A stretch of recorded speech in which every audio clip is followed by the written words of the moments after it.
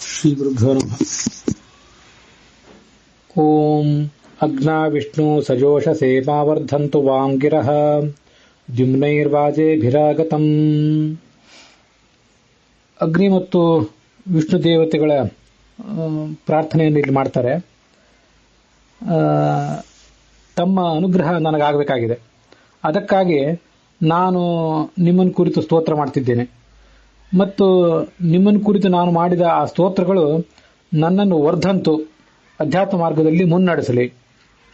ನೀವು ದ್ಯುಮ್ನೈಹಿ ವಾಜೇಭಿಹಿ ಇಹಾಗತಂ, ದೊಡ್ಡ ಪ್ರಮಾಣದ ಜ್ಞಾನ ಸಂಪತ್ತಿನ ಜೊತೆಗೆ ಇಲ್ಲಿಗೆ ಬಂದಿರಿ, ಮತ್ತೆ ಅನ್ನ ಕೂಡ ನನಗೆ ದೊರೆಯಬೇಕು. ಅದೆರಡನ್ನೂ ಕೂಡ ನೀವು ನನಗೆ ಕೊಡ್ಲಿಕ್ಕಾಗಿ ನನ್ನ ಬಳಿಗೆ ಬನ್ನಿರಿ ಅಂತ ಅಗ್ನಿ ಮತ್ತು ವಿಷ್ಣುಗಳನ್ನ ಪ್ರಾರ್ಥನೆ ಮಾಡ್ತಾರೆ.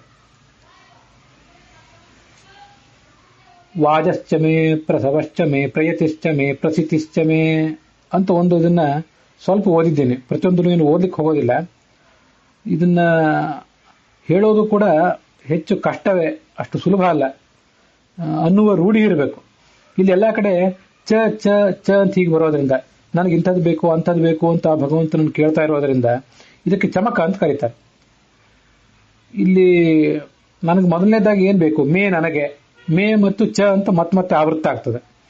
ನನಗೆ ಯಜ್ಞ ಮಾಡಿದ ಬಳಿಕ ಏನು ಅನ್ನ ಇದೆ ಅದು ಬೇಕು. ವಾಜ ಅಂದ್ರೆ ಅನ್ನ, ಕೇವಲ ಅನ್ನ ಅಲ್ಲ, ಯಜ್ಞ ಮಾಡಿದ ಬಳಿಕ ಏನು ಅನ್ನ ಇರ್ತದೆ ಆ ಅನ್ನ ನನಗೆ ಬೇಕಾಗಿದೆ.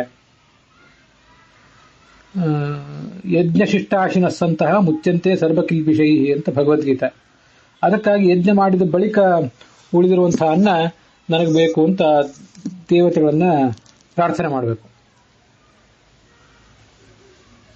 ಮತ್ತೆ ನನಗೆ ಪ್ರಸವ, ಆ ಪವಿತ್ರವಾದಂತಹ ಅನ್ನವನ್ನು ಉಂಡದ್ದರ ಫಲವಾಗಿ ಶ್ರೇಷ್ಠವಾದಂತಹ ಜನ್ಮ ಬರಬೇಕು. ಎಲ್ಲಿಯೋ ಕ್ಷುದ್ರವಾದಂತಹ ಜನ್ಮ ಬಂದು ನಾನು ಚಡಪಡಿಸುವಂತಾಗಬಾರದು.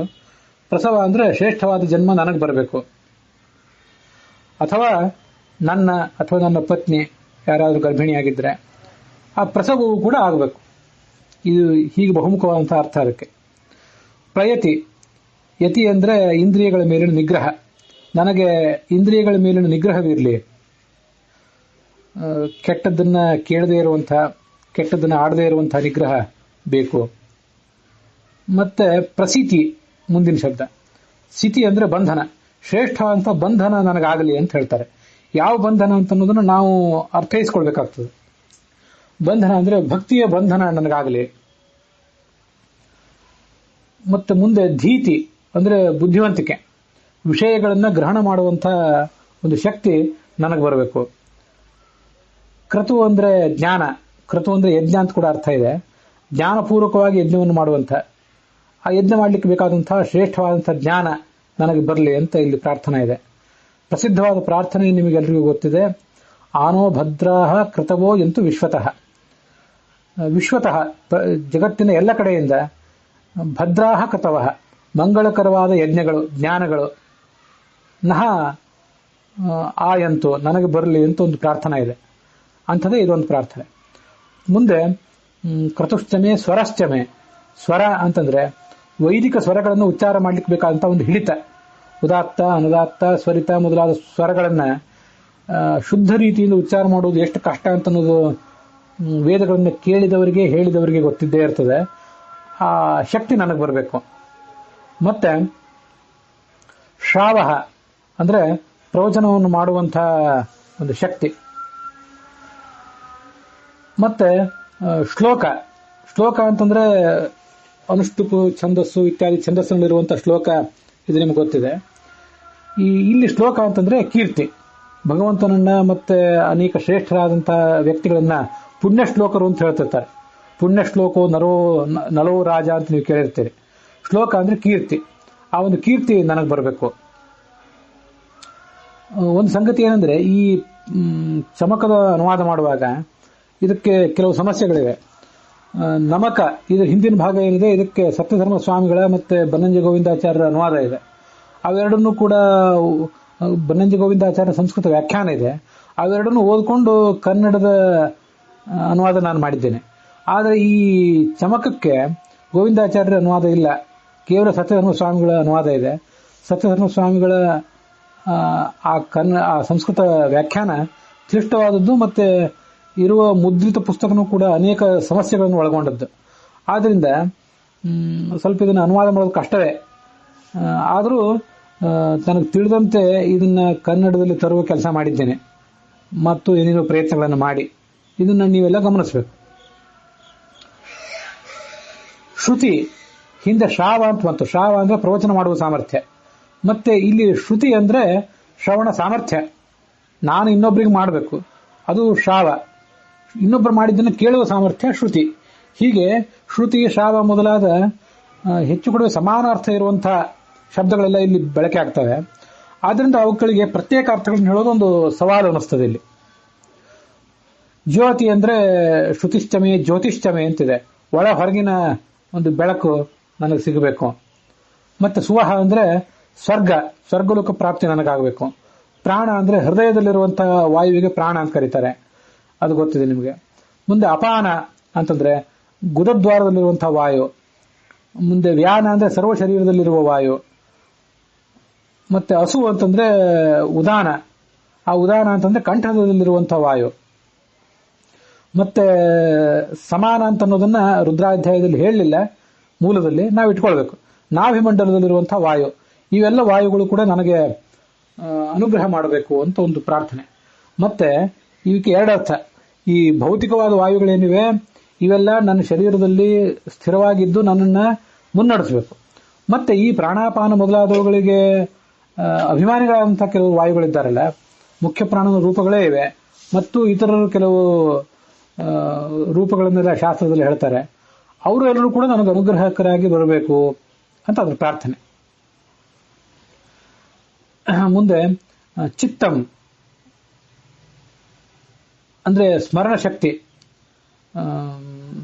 ಬಹುಶ್ರವಣ ಶಕ್ತಿಸ್ತು ಚೇತನೇತ್ತ ವಿಧೀಯತೆ.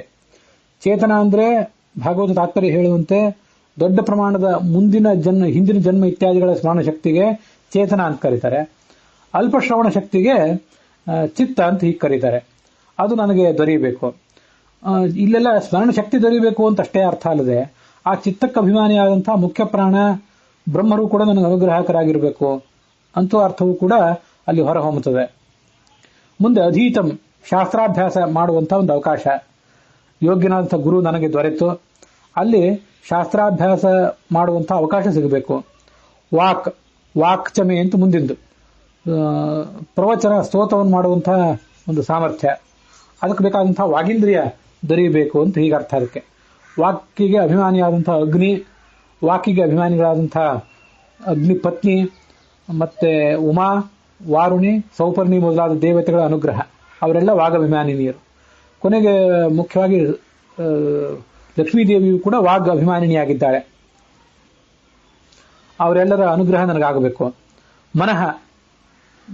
ಮನಸ್ಸು ಅಂತಿದೆ, ಅದು ನನಗೆ ದೊರೆಯಬೇಕು. ಮನಸ್ಸು ನನಗೆ ದೊರೆಯೋದು ಅಂತಂದ್ರೆ ಮನಸ್ಸಿಗೆ ಅಭಿಮಾನಿಗಳಾದಂತಹ ಗರುಡ, ಶೇಷ, ರುದ್ರರ ಅನುಗ್ರಹ ನನಗಾಗಬೇಕು. ಗರುಡ ಧ್ಯಾನಕ್ಕೆ ಪ್ರೇರಕ, ಶೇಷ ಮನನಕ್ಕೆ ಪ್ರೇರಕ, ಮತ್ತೆ ರುದ್ರ ಮನನಕ್ಕೆ ಪ್ರೇರಕ, ಶೇಷ ವ್ಯಾಖ್ಯಾನಕ್ಕೆ ಪ್ರೇರಕ. ನಾನು ಸ್ವಲ್ಪ ವ್ಯತ್ಯಾಸ ಮಾಡಿ ಹೇಳಿದೆ. ಗರುಡ ಧ್ಯಾನ ಗೋಚರಂ, ನಮ್ಮ ಕಡೆಯಿಂದ ಧ್ಯಾನ ಮಾಡಿಸಬೇಕಾದವನು ಗರುಡ, ವ್ಯಾಖ್ಯಾನ ಮಾಡಿಸಬೇಕಾದವನು ಶೇಷ, ಮತ್ತೆ ಮನನ ಮಾಡಿಸಬೇಕಾದವನು ರುದ್ರ. ಹೀಗೆ ಧ್ಯಾನ, ಮನನ ಮತ್ತೆ ವ್ಯಾಖ್ಯಾನ ಇದಕ್ಕೆ ಬೇಕಾದ ಮನಃಶಕ್ತಿಯನ್ನು ಕೊಡುವವರು ಇವರೆಲ್ಲ. ಮತ್ತು ಸಂಕಲ್ಪ ವಿಕಲ್ಪಾತ್ಮಕಂ ಮನಃ ಅಂತ ಶಾಸ್ತ್ರದಲ್ಲಿ ಹೇಳ್ತಾರೆ. ಮನಸ್ಸು ಅಂತಂದ್ರೆ ಅನೇಕ ತರದ ಸಂಕಲ್ಪಗಳನ್ನ, ಬೇರೆ ಬೇರೆ ತರದ ಆಲೋಚನೆಗಳನ್ನ ನಿರ್ಧಾರ ಮಾಡೋದು ಬುದ್ಧಿ. ಅದಕ್ಕಿಂತ ಮೊದಲು ಅನೇಕ ತರದ ವಿಕಲ್ಪಗಳನ್ನ ನಮ್ಮ ಎದುರುಗಿಡೋದು ಮನಸ್ಸು. ಆ ಮನಸ್ಸು ನಮಗೆ ದೊರೆಯಬೇಕು. ಮುಂದೆ ಚಕ್ಷುಹು ಕಣ್ಣಿನಿಂದ ನೋಡುವ ಶಕ್ತಿ, ಚಕ್ಷುಷಿಗೆ ಅಭಿಮಾನಿಯಾದಂತಹ ಸೂರ್ಯ ನನಗೆ ದೊರೆಯಬೇಕು. ಶ್ರೋತ್ರಂ ಕಿವಿಯಿಂದ ಕೇಳುವ ಶಕ್ತಿ ನನಗೆ ದೊರೆಯಬೇಕು. ಮತ್ತೆ ಕಿವಿಗೆ ಅಭಿಮಾನಿಗಳಾದಂತಹ ಅನೇಕ ಜನ ದೇವತೆಗಳಿದ್ದಾರೆ, ಶ್ರೋತ್ರಾಭಿಮಾನಿಗಳಾದಂತಹ ದೇವತೆಗಳು. ವೈದಿಕ ಶ್ರವಣೋಚಿತಂ ಶ್ರೋತ್ರಂ ಚಂದ್ರ. ಯಜ್ಞಾದಿ ಸಾಧನೆ, ಈ ಚಂದ್ರನ ಕೆಲಸ ಏನು ಅಂತಂದ್ರೆ ಯಜ್ಞಾದಿಗಳನ್ನು ಮಾಡ್ಲಿಕ್ಕೆ ಬೇಕಾದಂತಹ ಮನಸ್ಸು ಕೊಡೋದು ಒಂದು ಕೆಲಸ. ಯಜ್ಞಾದಿ ಸಾಧನೆ ಎತ್ತು ಮನಶ್ಚಂದ್ರಂ ಪ್ರಕೀರ್ತಿತಃ ಅಂತ ಬೃಹತ್ ಆರಣ್ಯಕ ಉಪನಿಷತ್ ಭಾಷ್ಯ. ಮತ್ತೆ ಅದೇ ಚಂದ್ರ ವೇದಗಳನ್ನು ನಮ್ಮ ಕಡೆಯಿಂದ ಶ್ರವಣ ಮಾಡಿಸುವಂತ ಕಿವಿಗೆ ಅಭಿಮಾನಿ. ಮಿತ್ರೋ ಯಮಶ್ಚ ವರುಣಃ ಕುಬೇರಶ್ಚ ದಿಗೀಶ್ವರಾಃ ಶ್ರೋತ್ರಾಭಿಮಾನಿನ ಸರ್ವೇ ತೇಚ ದಿಗೀಶ್ವರಾಃ ಅಂತ ಅದೇ ಉಪನಿಷತ್ ಭಾಷ್ಯ. ಮಿತ್ರ, ವರುಣ, ಕುಬೇರ ಇವರೆಲ್ಲರೂ ಕೂಡ ದಿಗಭಿಮಾನಿಗಳು. ಅವರೆಲ್ಲರೂ ಕೂಡ ನನ್ನ ಕಡೆಯಿಂದ ಅನೇಕ ಕೆಲಸಗಳನ್ನು ಮಾಡಿಸಲಿ. ದಿಗಭಿಮಾನಿಗಳು ಮತ್ತು ಅವರೇ ಶ್ರೋತ್ರಾಭಿಮಾನಿಗಳು. ಚಂದ್ರ ವೇದವನ್ನು ಶ್ರವಣ ಮಾಡಿಸುವ ಕೆಲಸ ಮಾಡಿಸ್ತಾನೆ. ವೈದಿಕ ಶ್ರವಣೋಚಿತಂ ಶ್ರೋತ್ರಂ ಚಂದ್ರ ತಥಾ ಸ್ಮಾರ್ತ ತಾಂತ್ರಿಕ ಶ್ರವಣೋಚಿತಂ ಯಮಃ. ಸ್ಮೃತಿ ಗ್ರಂಥಗಳು, ಭಾರತ, ಭಾಗವತ ಮೊದಲಾದವುಗಳು, ಇವನ್ನೆಲ್ಲವನ್ನು ಕೂಡ ಶ್ರವಣ ಮಾಡಿಸುವಂತಹ ಕಿವಿ ಇವನಾಗಿದೆ, ಯಮ ಆಗಿದ್ದಾನೆ. ಷಡಂಗಾನಾಂ ಶ್ರವಣೋಚಿತಂ ವರುಣಃ. ಶಿಕ್ಷಾ, ವ್ಯಾಕರಣ, ಛಂದಸ್ಸು ಮೊದಲಾದ 6 ಅಂಗಗಳ ಶ್ರವಣ ಮಾಡ್ಲಿಕ್ಕೆ ಬೇಕಾದಂತಹ ಕಿವಿಗೆ ಅಭಿಮಾನಿ ದಿಗೀಶ್ವರನಾದಂತಹ, ಪಶ್ಚಿಮ ದಿಗೀಶ್ವರನಾದಂತಹ ವರುಣ. ವರುಣ ಷಡಂಗಾನಾಂ ವಿಷಯ ಶ್ರವಣೋಚಿತಂ ಶ್ರೋತ್ರಂ ತು ವರುಣಃ ಕಾಮ್ಯಶಾಸ್ತ್ರಾರ್ಥಂ ಮಿತ್ರ ಏವಚ. ಮುಂದೆ ಕಾಮ್ಯಶಾಸ್ತ್ರಗಳನ್ನ, ಕೆಲವು ಬೇರೆ ಲೌಕಿಕ ಶಾಸ್ತ್ರಗಳನ್ನ ಇತ್ಯಾದಿಗಳನ್ನ, ಮತ್ತೆ ಕಾಮಶಾಸ್ತ್ರವನ್ನು ಕೂಡ ಅಂತನೂ ವ್ಯಾಖ್ಯಾನ ಕೆಲವರು ಮಾಡ್ತಾರೆ. ಅದನ್ನೆಲ್ಲವನ್ನು ನಮ್ಮ ಕಡೆಯಿಂದ ಶ್ರವಣ ಮಾಡಿಸಬೇಕಾದವನು ಈ ಮಿತ್ರ ಅನ್ನುವ ದೇವತೆ. ಪೂರ್ವ ದಿಕ್ಕಿಗೆ ಇಂದ್ರನ ಜೊತೆಗೂಡಿ ಅವನು ಅಭಿಮಾನಿ. ಇವರೆಲ್ಲ ಇಂದ್ರ 8ನೇ ಕಕ್ಷಾದಲ್ಲಿದ್ದರೆ, ಮಿತ್ರ 19, 20 ಹೀಗೆಲ್ಲ ಕಕ್ಷಾದಲ್ಲಿದ್ದಾರೆ. ಸ್ಪಷ್ಟವಾಗಿ ನನಗೆ ನೆನಪಿಗೆ ಬರ್ತಿಲ್ಲ, ಅದನ್ನ ನೀವು ನೋಡ್ಕೊಳ್ಬಹುದು. ಕಾಮ್ಯಶಾಸ್ತ್ರಾರ್ಥಂ ಮಿತ್ರೇವಚ ಶ್ರೋತ್ರಮ್ಯ ನೀತಿಶಾಸ್ತ್ರಾರ್ಥಂ ಕುಬೇರಸ್ತತ್ ಪ್ರಕೀರ್ತಿತಃ. ರಾಜ್ಯಶಾಸ್ತ್ರ, ಅರ್ಥಶಾಸ್ತ್ರ ಮೊದಲಾದ ನೀತಿಶಾಸ್ತ್ರಗಳಿವೆಯಲ್ಲ, ಇದನ್ನ ಅಧ್ಯಯನ ಮಾಡ್ಲಿಕ್ಕೆ ಬೇಕಾದಂತಹ ಶಕ್ತಿಯನ್ನ ಕಿವಿಗೆ ಅಭಿಮಾನಿಯಾಗಿ ಮಾಡಿಸಬೇಕಾದವನು ಕುಬೇರ. ಇವರೆಲ್ಲರೂ ಕೂಡ ಇಲ್ಲಿ ಆ ಶ್ರೋತ್ರಂ ಅನ್ನುವ ಶಬ್ದದಿಂದ ವರ್ಣಿತ ಆಗಿದ್ದಾರೆ. ಮುಂದೆ ದಕ್ಷ ಅಂದ್ರೆ ಒಂದು ಕಾರ್ಯ ಸಾಮರ್ಥ್ಯ ನನಗೆ ಬರಬೇಕು, ದಕ್ಷ ಪ್ರಜಾಪತಿ ಅನುಗ್ರಹ ಬರಬೇಕು ಅಂತನೂ ಅರ್ಥ ಮಾಡಬಹುದು ಅಂತ ಕಾಣಿಸ್ತದೆ. ಮತ್ತೆ ಬಲಂ, ನನ್ನ ಇಚ್ಛೆಯಂತೆ ಇನ್ನೊಬ್ಬರನ್ನು ಕಾಪಾಡುವಂತ ಶಕ್ತಿ, ಇನ್ನೊಬ್ಬರನ್ನು ಕಾಪಾಡಲಿಕ್ಕೆ ಬೇಕಾದ ಶಕ್ತಿಗೆ ಬಲ ಅಂತ ಕರೀತಾರೆ. ಇದೆಲ್ಲದಕ್ಕೂ ಕೂಡ ಮುಖ್ಯ ಪ್ರಾಣನೂ ಅಭಿಮಾನಿಯಾಗಿದ್ದಾನೆ, ಅವನು ಮುಖ್ಯವಾಗಿ ಅಭಿಮಾನಿಯಾಗಿದ್ದಾನೆ. ಮತ್ತೆ ಓಜಃ ಅಂತಂದ್ರೆ ವಿರೋಧಿಗಳನ್ನ ಮಣಿಸುವ ಶಕ್ತಿ, ಅದಕ್ಕೆ ಓಜಸ್ ಅಂತ. ವಿರೋಧಿಗಳನ್ನ, ನನ್ನವರನ್ನ ಕಾಪಾಡುವ ಶಕ್ತಿಗೆ ಬಲ ಅಂತ ಕರೀತಾರೆ. ಹೀಗೆ ಅವೆರಡಕ್ಕೂ ವ್ಯತ್ಯಾಸ ಇದೆ. ಇದೆಲ್ಲ ಭಾಗವತ ತಾತ್ಪರ್ಯದಲ್ಲಿ ವರ್ಣಿತ ಆಗಿದೆ. ಮತ್ತೆ ಸಹ ಅಂದ್ರೆ ಸಹನ ಶಕ್ತಿ, ಅಂದ್ರೆ ವಿರೋಧಿಗಳಿಗೆ ನಾನು ಮಣಿಬಾರದು.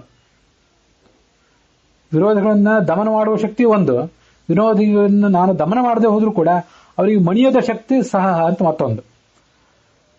ಮತ್ತೆ ಆಯುಹು, ಪೂರ್ಣವಾದ ಆಯುಷ್ಯ ನನಗೆ ದೊರೆಯಬೇಕು. ಜರ, ಇದನ್ನು ನಾನು ಬಹಳ ಹಿಂದೆ ಕೂಡ ಅನೇಕ ಬಾರಿ ಹೇಳಿದ್ದೆ. ಮುಪ್ಪು ನನಗೆ ಬರಲಿ ಅಂತ ಮನುಷ್ಯ ಪ್ರಾರ್ಥನೆ ಮಾಡಬೇಕಂತ. ಮುಪ್ಪು ಯಾಕೆ ಬರಬೇಕು ಅಂತಂದ್ರೆ, ಮನುಷ್ಯನಿಗೆ ಏನಾದರೂ ಒಂದು ಸ್ವಲ್ಪ ವಿವೇಕ ಬರೋದು ಮುಪ್ಪು ಬಂದಾಗ, ವಯಸ್ಸಾದಂತೆ ಆದಂತೆ. ಅದಕ್ಕೆ ಭಗವಂತನನ್ನ ಜರಾಚಮೆ, ಭಗವಂತನೇ ನನಗೆ ಮುಪ್ಪು ಕೊಡುವಂತ ಅವನನ್ನು ಪ್ರಾರ್ಥನೆ ಮಾಡಬೇಕು. ಮತ್ತೆ ಜೇಮ ಅಂದ್ರೆ ವೈರಿಗಳನ್ನ ಗೆಲ್ಲುವ ಶಕ್ತಿ. ಇದೆಲ್ಲ ಹಿಂದೂ ಒಂದು ಬಂತು. ಹಿಂದೂ ಬಂದದ್ದು ಇದಕ್ಕೆ ಬಂದದಕ್ಕೂ ವ್ಯತ್ಯಾಸ ಏನು ಅಂದ್ರೆ, ಒಂದ್ ಕಡೆ ಒಳಗಿನ ಶತ್ರುಗಳು, ಮತ್ತೊಂದು ಕಡೆ ಹೊರಗಿನ ಶತ್ರುಗಳು ಅಂತ ಹೀಗೆ ಅದನ್ನ ವ್ಯಾಖ್ಯಾನಿಸಬಹುದಷ್ಟೇ. ಮಹಿಮಾ ಅಂದ್ರೆ ಗುಣಗಳಿಂದ ಹಿರಿತನ, ಸದ್ಗುಣಗಳು ನನ್ನಲ್ಲಿ ಬರಲಿ, ಆ ಮೂಲಕ ಜನರು ನನ್ನನ್ನು ಗೌರವಿಸುವಂತಾಗಲಿ. ಅಲ್ಲಿ ಮಹಿಮಾ ಅಂದ್ರೆ ಕೇವಲ ಹಿರಿತನ ಅಂತ ಅರ್ಥ, ಗುಣಗಳಿಂದ ಹಿರಿತನ ಅಂತ ನಾವು ಅದನ್ನ ವ್ಯಾಖ್ಯಾನ ಮಾಡ್ಕೊಳ್ತೀವಿ ಅಷ್ಟೇ. ಉರಿಮಾ ಅಂದ್ರೆ ಜನರು ನನ್ನನ್ನ ಮೆಚ್ಚುವಂತಾಗಬೇಕು.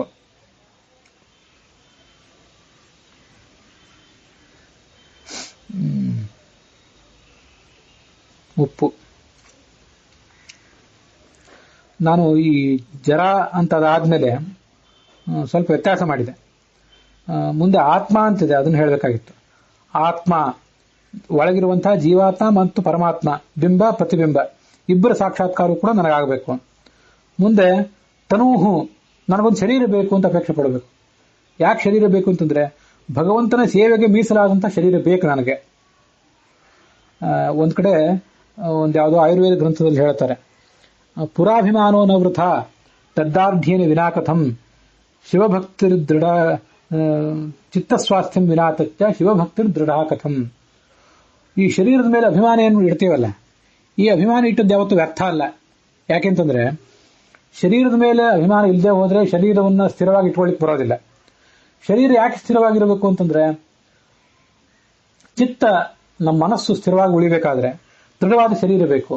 A sound mind in a sound body ಅಂತ ಇಂಗ್ಲಿಷ್ನಲ್ಲಿ ಕೂಡ ಅದನ್ನು ಹೇಳ್ತಾರೆ. ಬಲಿಷ್ಠವಾದ ಮನಸ್ಸು ಇರೋದು ಎಲ್ಲಿ ಅಂದ್ರೆ ಬಲಿಷ್ಠವಾದ ಶರೀರ ಇದ್ದಾಗ ಮಾತ್ರ. ಶರೀರ ದುರ್ಬಲ ಆದರೆ ಮನಸ್ಸು ದುರ್ಬಲ ಆಗಿಬಿಡ್ತದೆ. ಆ ಮನಸ್ಸಿಗೆ ಧ್ಯಾನ, ವ್ಯಾಖ್ಯಾನ, ಮನನ ಏನೂ ಮಾಡ್ಲಿಕ್ಕಾಗೋದಿಲ್ಲ. ಅದಕ್ಕಾಗಿ ಈ ಶರೀರದಲ್ಲಿ ಅಭಿಮಾನ ಇದ್ರೆ ಚಿತ್ತಸ್ವಾಸ್ಥ್ಯ ಇದ್ರೆ, ಶರೀರದಲ್ಲಿ ಅಭಿಮಾನ ಇದ್ರೆ ಶರೀರ ದೃಢವಾಗಿರ್ಲಿಕ್ಕೆ ಸಾಧ್ಯ. ಶರೀರ ದೃಢವಾಗಿದ್ರೆ ಆ ಶರೀರದಲ್ಲಿ ಒಂದು ಸ್ಥಿರವಾದ ಮನಸ್ಸಿರ್ಲಿಕ್ಕೆ ಸಾಧ್ಯ. ಅದಿದ್ರೇ ಶಿವಭಕ್ತಿ ಮಾಡ್ಲಿಕ್ಕೆ ಸಾಧ್ಯ, ಭಗವದ್ಭಕ್ತಿ. ಅದಕ್ಕೆ ಅವೆಲ್ಲ ಬೇಕೇ ಬೇಕು. ಶರೀರವೂ ಕೂಡ ನನಗೆ ಬೇಕು. ಮುಂದೆ ಶರ್ಮ, ನನಗೆ ಸುಖ ಬೇಕು. ವರ್ಮ ಅಂದ್ರೆ ಕವಚ ಅಂತ ಅರ್ಥ, ವರ್ಮ ಅನ್ನೋ ಶಬ್ದಕ್ಕೆ. ವ್ಯಕ್ತಿತ್ವದ ರಕ್ಷಣೆಗೆ ಬೇಕಾದಂತಹ ಜ್ಞಾನ ಎಂಬ ಕವಚ ಬೇಕು ನನಗೆ. ಅಂಗಾಣಿ, ದೇಹದ ವಿವಿಧ ಅಂಗಗಳು ನನಗೆ ಸ್ಥಿರವಾಗಿರ್ಲಿ. ಮತ್ತೆ ಇಲ್ಲೆಲ್ಲಾ ಕಡೆನೂ ಕೂಡ ಈ ತನೂಹು ಅಂತ ಬಂತಲ್ಲ, ಎಷ್ಟು ಅರ್ಥಗಳನ್ನ ಹಿಗ್ಗಿಸಬಹುದು ಅಂತಂದ್ರೆ, ಭಾಗವತ ತಾತ್ಪರ್ಯ ಹೇಳುವಂತೆ ಸರ್ವ ಶರೀರಕ್ಕೆ ಅಭಿಮಾನಿ ಸೂರ್ಯ, ಶರೀರಾಭಿಮಾನಿ ಸೂರ್ಯ.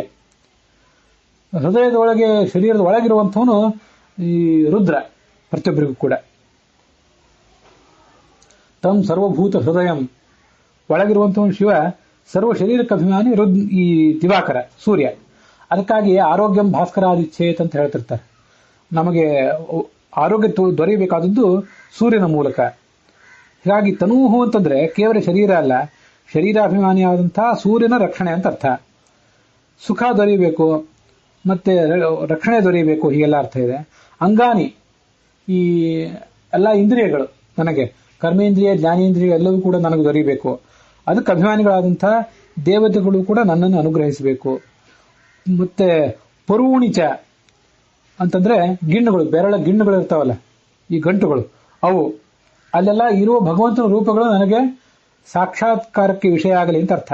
ಮುಂದೆ ಎಲುಬುಗಳು, ಆ ಎಲುಬುಗಳಲ್ಲಿರುವಂತಹ ಭಗವಂತನ ರೂಪಗಳು ನನಗೆ ಸಾಕ್ಷಾತ್ಕಾರಕ್ಕೆ ವಿಷಯ ಆಗಬೇಕು. ಶರೀರಾಣಿ, ಹಿಂದೆ ಒಂದೇ ಶರೀರದ ಬಗ್ಗೆ ಬಂತು, ಇಲ್ಲಿ ಅನೇಕ ಶರೀರಗಳು ಅಂತ ಹೇಳ್ತಾರೆ. ಅನೇಕ ಭೌತಿಕ ಶರೀರಗಳು, ಅನೇಕ ಲಿಂಗ ಶರೀರಗಳು. ಇವೆಲ್ಲವೂ ಕೂಡ ಲಿಂಗ ಶರೀರ ಮನುಷ್ಯನಿಗೆ ಒಂದೇ, ಜೀವಕ್ಕೆ ಒಂದೇ ಲಿಂಗ ಶರೀರ. ಸ್ವರೂಪ ಶರೀರದ ಹೊರಗೆ ಲಿಂಗ ಶರೀರ, ಅದು ಅನಾದಿ ಕಾಲದಿಂದ ಆ ಲಿಂಗ ಶರೀರವು ಕೂಡ ಜೀವನಿಗೆ ಇದ್ದೇ ಇರ್ತದೆ. ಆದರೆ ಮುಕ್ತಿಗೆ ಹೋಗುವಾಗ ಲಿಂಗ ಶರೀರ ಹೋಗಿಬಿಡ್ತದೆ. ಅದರ ಮೇಲೆ ಬರುವಂತಹ ಅನಿರುದ್ಧ ಶರೀರ ಮತ್ತು ಹೊರಗೆ ಬರುವಂತಹ ಬಾಹ್ಯ ಶರೀರ, ಇದನ್ನೆಲ್ಲವನ್ನು ಶರೀರಾಣಿ ಅಂತ ಹೇಳಿದ್ದಾರೆ. ಇವೆಲ್ಲವೂ ಕೂಡ ನಿಮ್ಮ ಅನುಗ್ರಹದಿಂದ ನಮಗೆ ದೊರೆಯಬೇಕು ಅಂತ ಅವರಿಬ್ಬರನ್ನು ಪ್ರಾರ್ಥನೆ ಮಾಡೋದು. ಮುಂದೆ ಎರಡನೇ ಅನುವಾಕ, ಜ್ಯೇಷ್ಠಂ ಚಮ ಆಧಿಪತ್ಯಂ ಚಮೆ ಅಂತ. ನನಗೆ ಜ್ಯೇಷ್ಠ ಅಂತ ಕರೆಸ್ಕೋಬೇಕು. ನಾನು ವಯಸ್ಸಿನಿಂದ ನಾನು ಹಿರಿಯನಾಗಬೇಕು. ಹಿರಿತನ ಬಂದದ್ದು ನನಗೆ ಸಹ್ಯವಾಗಲಿ. ನಾನು ವಯಸ್ಸಿನಲ್ಲಿ, ಕುಟುಂಬದಲ್ಲಿ ಮತ್ತು ಸಮಾಜದಲ್ಲಿ ಹಿರಿಯನಾದದ್ದೇನಿದೆ ಅದು ಸಾರ್ಥಕವಾಗಬೇಕು. ನನ್ನ ಹಿರಿತನವನ್ನ ಜನ ಗೌರವಿಸುವಂತಾಗಬೇಕು. ಮತ್ತೆ ಆಧಿಪತ್ಯ, ಸಂಪತ್ತು ಮೊದಲಾದವುಗಳಿಗೆ ಒಡೆತನ ನನಗೆ ಬರಬೇಕು. ಮತ್ತೆ ಮನ್ಯು ಅಂದ್ರೆ ಸಿಟ್ಟು ಅಂತಿದೆ. ಸಿಟ್ಟು ಅಂತ ಒಂದರ್ಥ, ಯಜ್ಞ ಅಂತ ಮತ್ತೊಂದರ್ಥ. ನನಗೆ ಯಾರಾದರೂ ತಪ್ಪಾಗಿ ನಡೆದರೆ ಅವರನ್ನ ಸಿಟ್ಟಿನಿಂದ ಗದರಿಸುವ ಶಕ್ತಿ ಇರಲಿ. ಮತ್ತೆ ಮನ್ಯು ಅಂದ್ರೆ ಯಜ್ಞ, ನಿತ್ಯ ಉಪಾಸನ, ಅಗ್ನಿಹೋತ್ರ, ವೈಶ್ವದೇವಾದಿಗಳನ್ನ ಮಾಡುವ ಯಜ್ಞಾಧಿಕಾರ ನನಗೆ ಬರಲಿ. ಮತ್ತೆ ಭಾಮಹ ಅಂದ್ರೆ ಪ್ರಕಾಶಿಸುವ ಒಂದು ಶಕ್ತಿ, ಅದು ನನಗೆ ಬರಲಿ. ಮುಂದೆ ಆಮಹ, ಎಲ್ಲಾ ಕಡೆ ಓಡಾಡುವ, ಎಲ್ಲಾ ಕಡೆ ಪ್ರವೇಶಿಸುವ ಶಕ್ತಿ ಅಂತ ಕರೀತಾರೆ ಅದಕ್ಕೆ. ನಾನು ಪ್ರವೇಶ ಮಾಡ್ಲಿಕ್ಕೆ ಹೊರಟಾಗ ಎಲ್ಲಿಯೂ ನನಗೆ ವಿಘ್ನ ಬರದೇ ಹೋಗಲಿ ಅಂತ ಅದರ ತಾತ್ಪರ್ಯ ತಿಳ್ಕೊಳ್ಬೇಕು. ಮತ್ತೆ ಅಂಬಹ, ಧರ್ಮ ಕಾರ್ಯಗಳಿಗೆ ಬೇಕಾದಂತಹ ನೀರು ನನಗೆ ಸಿಗಬೇಕು. ಇದು ಬಹಳ ಮುಖ್ಯ. ನೀರು ಇವತ್ತು ಇಲ್ಲದಂತಾಗಿಬಿಟ್ಟಿದೆ ಎಲ್ಲಾ ಕಡೆ. ದೊಡ್ಡ ದೊಡ್ಡ ಕ್ಷೇತ್ರಗಳಿಗೆ ಹೋದ್ರೆ ಅಲ್ಲಿಯೂ ಕೂಡ ನೀರನ್ನು ಅವರು ಹೇಗೆ ದೊರಕಿಸ್ಕೋತಾರೆ. ದೇವತಾ ಕಾರ್ಯಕ್ಕೆ ಬೇಕಾದ ನೀರುಗಳು, ಭಗವಂತನ ಅಭಿಷೇಕಕ್ಕೆ, ಅಡಿಗೆ ಮೊದಲಾದ ಕಾರ್ಯಗಳಿಗೆ ಬೇಕಾದ ನೀರನ್ನ ಒಂದು ಶುದ್ಧ ರೀತಿಯಲ್ಲಿ ದೊರಕಿಸ್ಕೊಂಡ್ಬಿಟ್ರೆ ಅದೇ ದೊಡ್ಡ ಸಾಹಸ, ಪವಾಡ ಅಂತ ಆಗಿಬಿಟ್ಟಿದೆ ಈಗ. ಕ್ಷೇತ್ರಗಳ ಪವಾಡ ಅಂದ್ರೆ ನೀರು ಸಿಗ್ತಿದ್ರೆ ಅದೇ ದೊಡ್ಡ ಪವಾಡ. ದೇವರು ಮತ್ತೆ ಯಾವ್ದಾದ್ರೂ ಪವಾಡ ಮಾಡಿದ್ರೆ ಅದು ಪ್ಲಸ್ ಆಯ್ತಷ್ಟೇ.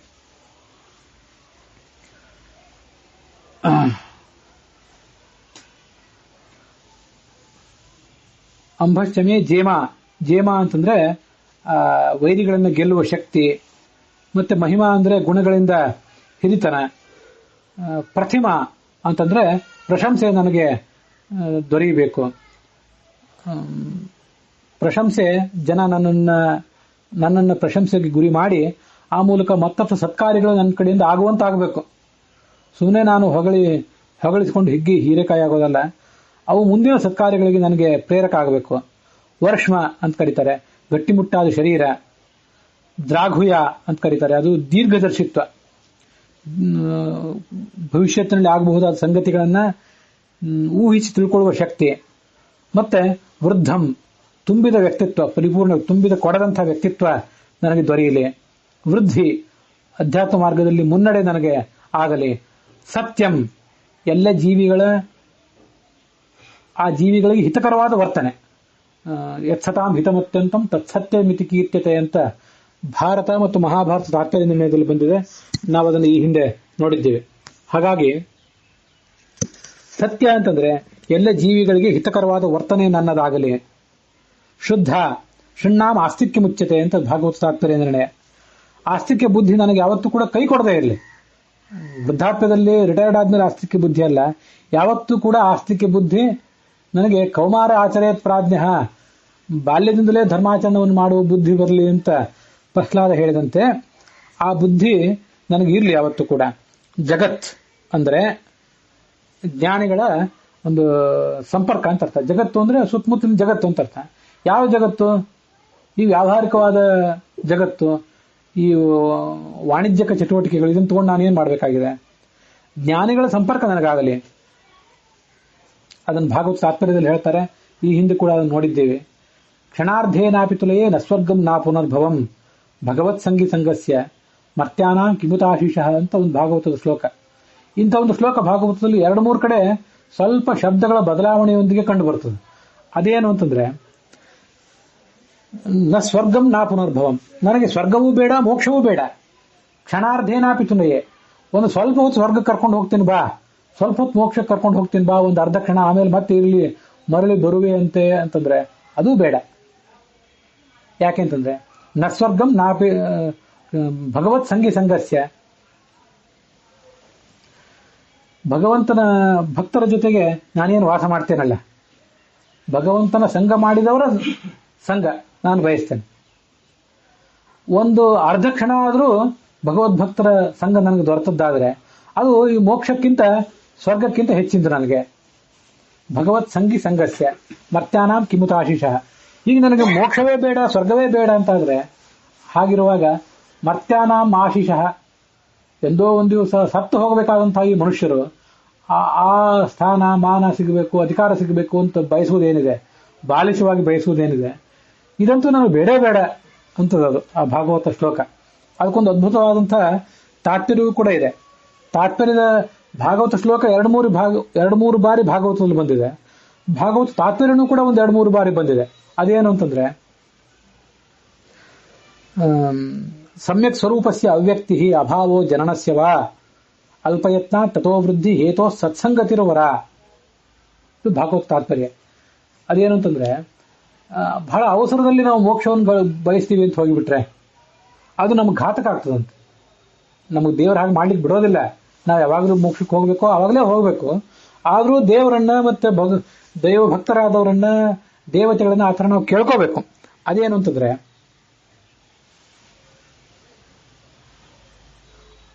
ಅಲ್ಪಯತ್ನಾಥ್, ಬಹಳ ಅಲ್ಪ ಪ್ರಯತ್ನ ಮಾಡಿ ನಾವೇನಾದರೂ ಮುಕ್ತಿ ಗಳಿಸ್ಬೇಕು ಅಂತ ಹೋದ್ರೆ ಅದರಿಂದ ಏನು ಸಮಸ್ಯೆ ಅಂತಂದ್ರೆ, ಸಮ್ಯ ಸ್ವರೂಪಸ್ಯ ಅವ್ಯಕ್ತಿ. ನಮ್ಮ ಸ್ವರೂಪ ಅನ್ನುವ ಹೂವು, ನಮ್ಮ ವ್ಯಕ್ತಿತ್ವ ಅನ್ನುವ ಹೂವು ಪೂರ್ಣವಾಗಿ ಅರಳದೇ ಹೋಗಬಹುದು. ಸಮ್ಯ ಸ್ವರೂಪಸ್ಯ ಅವ್ಯಕ್ತಿ ಅಥವಾ ಅಭಾವೋ ಜನನಸ್ಯವ. ಮುಕ್ತಿಗೆ ಹೋಗ್ತೇವೆ. ಹೇಗೆ ಮುಕ್ತಿ ಅಂತಂದ್ರೆ, ಸುಮ್ಮನೆ ಇನ್ನು ಮತ್ತೆ ಹುಟ್ಟೋದಿಲ್ಲ ಇಷ್ಟೇ. ಆದ್ರೆ ಅದರಿಂದ ಏನ್ ಲಾಭ? ಚೆನ್ನಾಗಿ ನಮ್ಮ ವ್ಯಕ್ತಿತ್ವ ಅರಳಬೇಕಲ್ಲ, ಅಲ್ಲಿ ಸುಖ ಸಿಗಬೇಕಲ್ಲ. ಇನ್ನೊಂದ್ಸರಿ ದುಃಖ ಆಗೋದಿಲ್ಲ, ದುಃಖಕ್ಕೆ ಕಾರಣವಾದ ಸಾವು ಹುಟ್ಟು ಆಗೋದಿಲ್ಲ ಅಂತ ದೊಡ್ಡ ವಿಷಯ ಅಲ್ಲ. ನಮ್ಮ ವ್ಯಕ್ತಿತ್ವ ಅನ್ನುವ ಹೂವು ಅರಳಿ ಪೂರ್ಣ ಸುಖ ಸುಗಂಧ ನಮಗೆ ಸಿಗಬೇಕು. ಅಲ್ಪ ಪ್ರಯತ್ನ ಮಾಡಿಬಿಟ್ರೆ ಇಂಥ ಒಂದು ಹೀಗೆ ಅಲ್ಪ ಪ್ರಯತ್ನದಿಂದ ಅವಸರದಿಂದ ಪೂರ್ಣವಾದಂತಹ ಮುಕ್ತಿ ನಮಗೆ ಸಿಗೋದಿಲ್ಲ. ಅದಕ್ಕಾಗಿ ಸತ್ಸಂಗತಿನ ವರ, ಸಜ್ಜನರ ಸಂಪರ್ಕ ಯಾವತ್ತೂ ಕೂಡ ನಮ್ಗೆ ಆಗಲಿ ಅಂತ ನಾವು ಬಯಸಬೇಕಂತೆ. ಆ ಮೂಲಕ ಏನಾಗ್ತದೆ ಅಂತಂದ್ರೆ ನಮ್ಮ ವ್ಯಕ್ತಿತ್ವ ಪೂರ್ಣವಾಗಿ ವಿಕಸಿತ ಆಗಿ ಆ ಸಜ್ಜನರ ಸಂಘದಿಂದ ನಮಗೆ ಸುಖ ಆಗ್ತದೆ ಅಂತ ಹೇಳ್ತಾರೆ. ಅದಕ್ಕಾಗಿಯೇ ಜಗತ್ತಂದ್ರೆ ಜ್ಞಾನಿಗಳ ಸಂಪರ್ಕ. ಧನಂ ಮುಂದೆ ನಮಗೆ ಸಿಗಬೇಕಾದದ್ದು ಅಂತಂದ್ರೆ ಧನ ಸಂಪತ್ತು ಸಿಗಬೇಕು. ಮುಂದೆ ವಶಃ ಇವರು ಇತರರನ್ನು ಹಿಡಿತದಲ್ಲಿಟ್ಕೊಳ್ಳುವಂಥ ಶಕ್ತಿ. ತ್ವಿಷಿ ಆಕರ್ಷಕವಾದಂತಹ ವ್ಯಕ್ತಿತ್ವ, ಬಾಹ್ಯ ವ್ಯಕ್ತಿತ್ವ, ಅಂತರ್ ವ್ಯಕ್ತಿತ್ವ, ಆಕರ್ಷಕವಾದ ವ್ಯಕ್ತಿತ್ವ ಅಂತ ಹೇಳ್ತಾರೆ. ಒಬ್ಬೊಬ್ಬರನ್ನು ಹೇಗೆ ಹೇಗೆ ಆಕರ್ಷಿಸಬೇಕು ಅಂತ ಒಂದ್ ಕಡೆ ಸುಭಾಷಿತದಲ್ಲಿ ಹೇಳ್ತಾರೆ. ಆ ಸುಭಾಷಿತ ನನಗೆ ನೆನಪಿಲ್ಲ. ಮಿತ್ರಂ ಸ್ವಚ್ಛತೆಯ, ಮುಖ್ಯವಾಗಿ ಅಂತರ ಬಾಹ್ಯ ಸ್ವಚ್ಛತೆಯಿಂದ ಎಲ್ಲ ಮಿತ್ರರನ್ನು ನಾವು ಆಕರ್ಷಿತರನ್ನಾಗಿ ಮಾಡಬಹುದು ಅಂತ ಹೇಳ್ತಾರೆ. ಅದು ತ್ವಿಷಿ.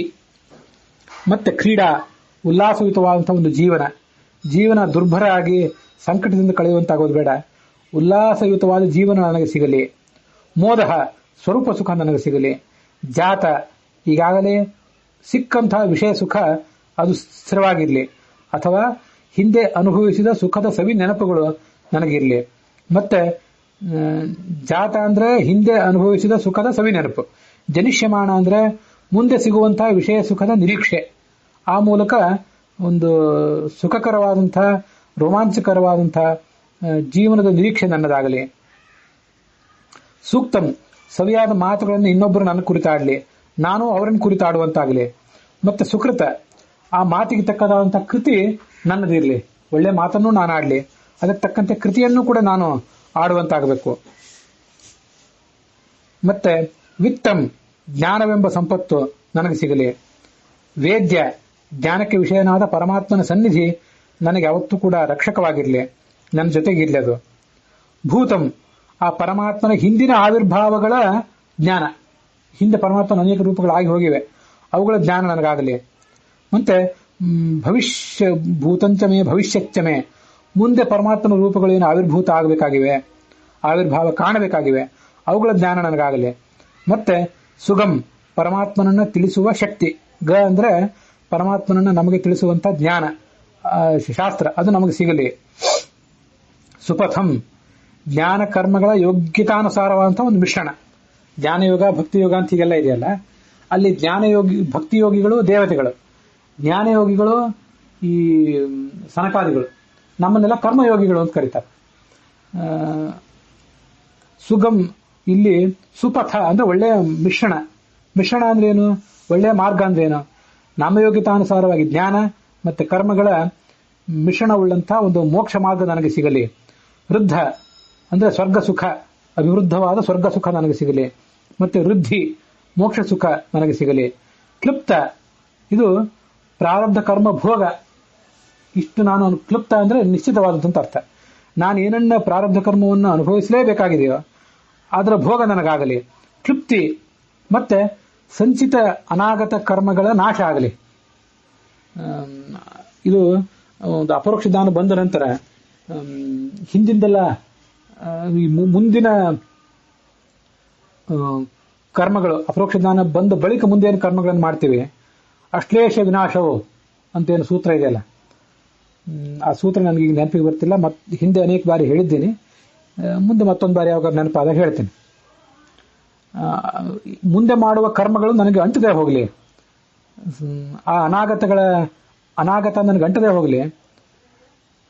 ಮತ್ತೆ ಹಿಂದೆ ಮಾಡಿದ ಕರ್ಮಗಳು, ಅದ್ಯಾವುದು ಸಂಚಿತ ಕರ್ಮ ಇದೆ ಅದನ್ನು ನಾಶ ಆಗಿ ಹೋಗಲಿ.